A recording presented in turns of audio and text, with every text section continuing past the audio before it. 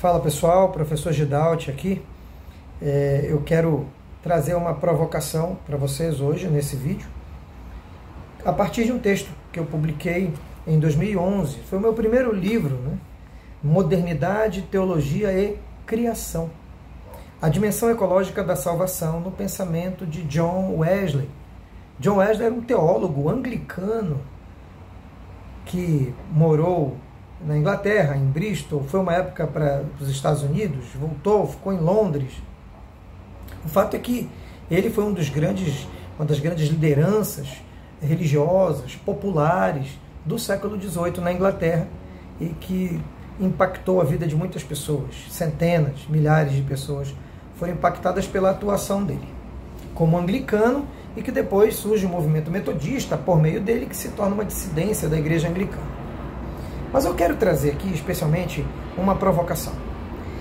Nesse livro, eu acabo demonstrando que o pensamento moderno, o projeto da sociedade moderna, também a maneira como nós nos comportamos, assim, a sociedade industrial, uma sociedade capitalista, uma sociedade voltada para o consumo, uma sociedade secularizada, a criação de Deus deixa de ser um objeto da própria teologia, um interesse da teologia. E é como se só as ciências naturais pudessem falar da criação, da natureza, e a teologia teria somente a preocupação de tratar de temas religiosos voltados para os indivíduos, para a salvação dos indivíduos. A dimensão pública da fé, a dimensão social e mesmo a dimensão ecológica da fé é muito enfraquecida durante a modernidade, justamente por causa desses pilares mais individualistas, antropocêntricos do pensamento moderno. E eu acabo demonstrando que, de fato, o pensamento teológico foi impactado. A criação foi secularizada. A criação, nós nada falamos mais em termos teológicos acerca da criação de Deus.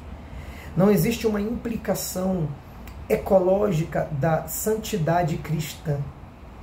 O que eu quero dizer com isso é uma pessoa que adentra as comunidades cristãs, ela não vai ser estimulada a partir da mensagem cristã, das reflexões bíblicas.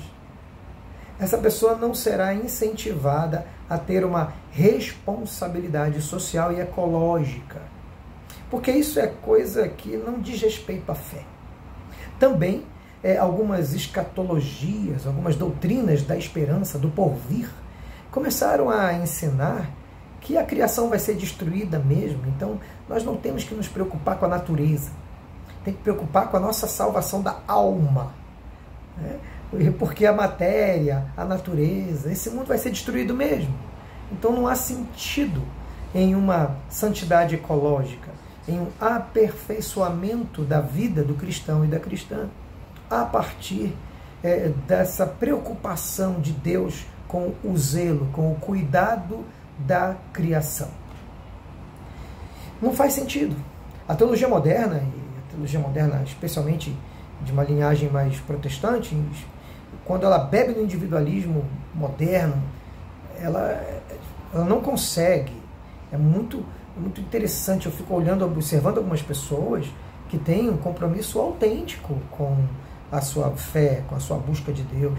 São pessoas sinceras, mas elas não conseguem perceber que Deus nos traz também um convite, uma preocupação com o cuidado da natureza. As pessoas não conseguem enxergar, pode ler no texto bíblico, pode ler na tradição cristã, mas é como se isso entrasse aqui e saísse por aqui. Há um filtro ideológico na lente interpretativa do texto bíblico. Há um filtro ideológico na lente interpretativa da própria realidade, do mundo. As pessoas têm dificuldade de enxergar. Nós somos tão individualistas e tão secularizados que a salvação é só para o indivíduo.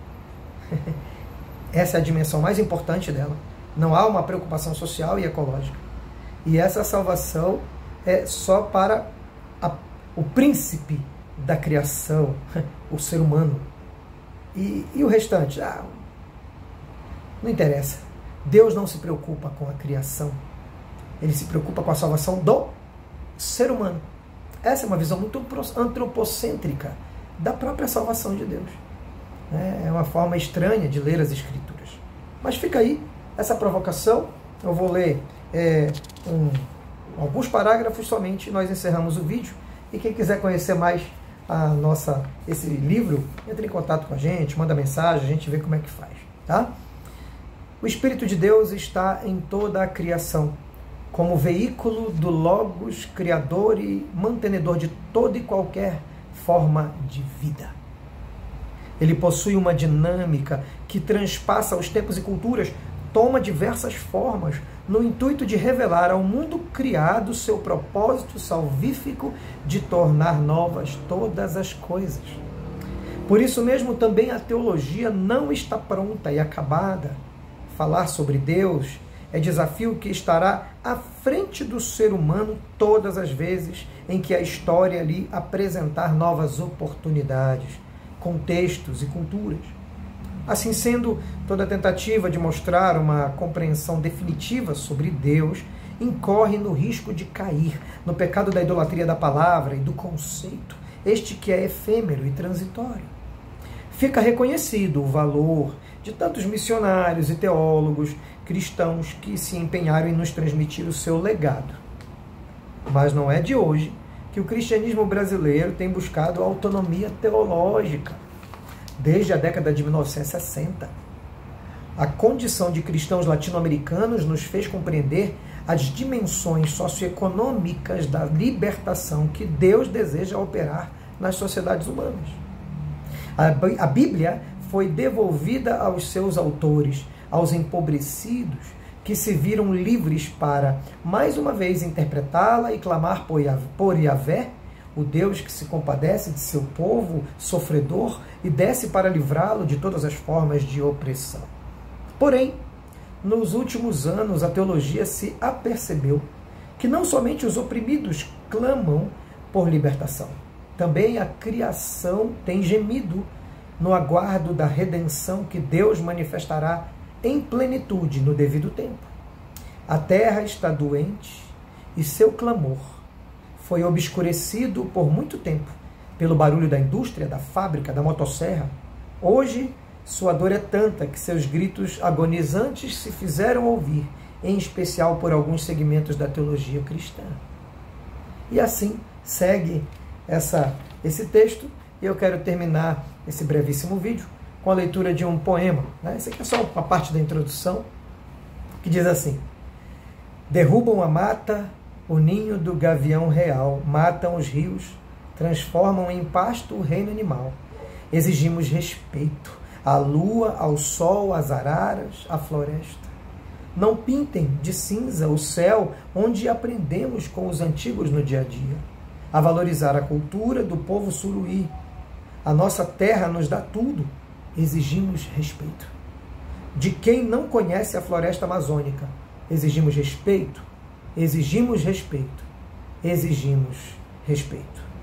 Esse é um texto de Almir Suruí, um cacique da tribo Suruí, um dos caciques da tribo Suruí, lá de Rondônia. E deixo aqui esse desafio. Nós precisamos ouvir o clamor do mundo, o clamor da criação.